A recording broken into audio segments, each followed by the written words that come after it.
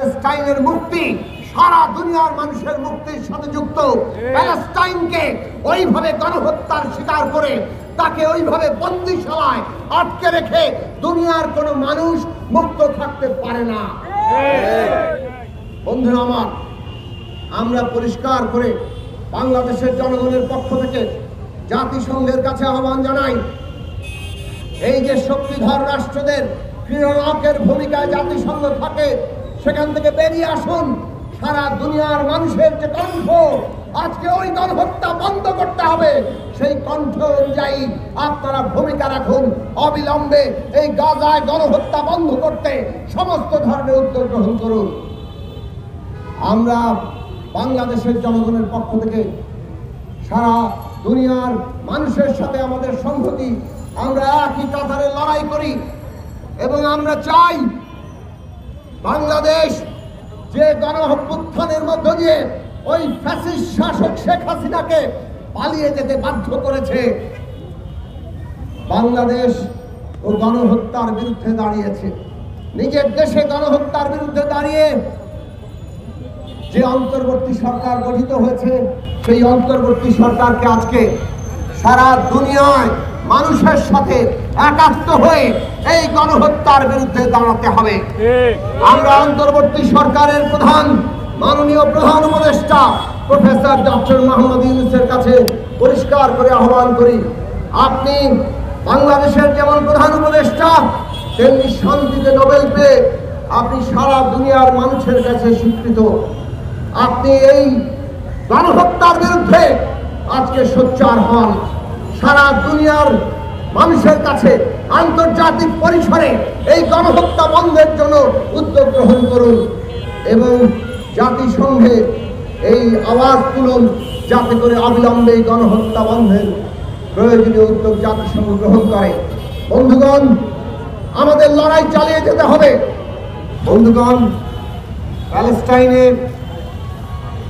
যা হচ্ছে, এই নারকীয়তার বর্ণনা দেওয়া কঠিন। সারা দুনিয়ার মানুষের সামনে ইসরায়েল রাষ্ট্রটি প্যালেস্টাইনের জনগণের উপরে এক ভয়ঙ্কর গণহত্যা চালিয়ে যাচ্ছে।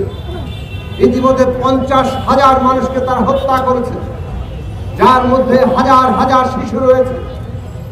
এমনকি গতকালও আজকেও সেইখানে শিশুদের হত্যা করা হচ্ছে, মানুষদের হত্যা করা হচ্ছে।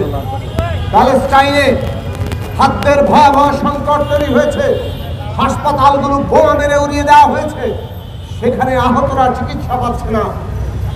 এক ভয়ঙ্কর নারকীয়তা এই দুনিয়াতে আজকে তৈরি করা হয়েছে।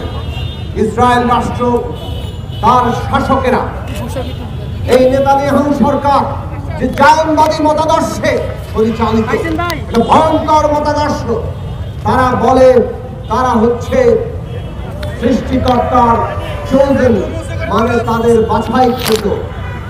তারা বলে তাদেরকে নাকি এই ভূমি প্রতিশ্রুতি দেওয়া হয়েছে, এটা প্রমিস ল্যান্ড, এবং ওইখানে থাকার অধিকার, ডিভাইন রাইট তাদের, এবং সে কারণে তারা যে কাউকে হত্যা করতে পারে, দখল করতে পারে।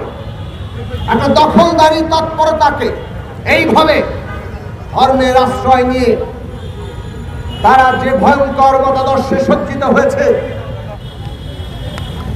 এবং বছরের পর বছর ধরে যে ভয়াবহ গণহত্যা চালিয়ে যাচ্ছে দুনিয়ার চোখের সামনে। যুক্তরাষ্ট্রের রাষ্ট্রপতিরা আসেন, চলে যান, কিন্তু ইসরায়েল কর্তৃক এই গণহত্যার দখলদারিত্ব বন্ধ হয় না। কাঁটাতারের বেড়া কেবল আরো নতুন নতুন জায়গা দখল করে। আমরা দেখলাম ডোনাল্ড ট্রাম্প আসার পরে সমস্ত কিছু, তাদের যত মানবাধিকারের চিৎকার, তাদের যত মানবাধিকারের তৎপরতা, সব কিছু নেকাব খুলে দিয়েছে। ডোনাল্ড ট্রাম্প রাষ্ট্রপতি হওয়ার পরে বললেন ওই গাজাকে একটা প্রমোদ নগরী হিসেবে তিনি বানাতে চান, এবং নেতানিয়াহু সেই প্রমোদ নগরী গড়ে তোলার জন্য সমস্ত ফিলিস্তিনিকে হত্যা করার মিশনে নেমেছেন।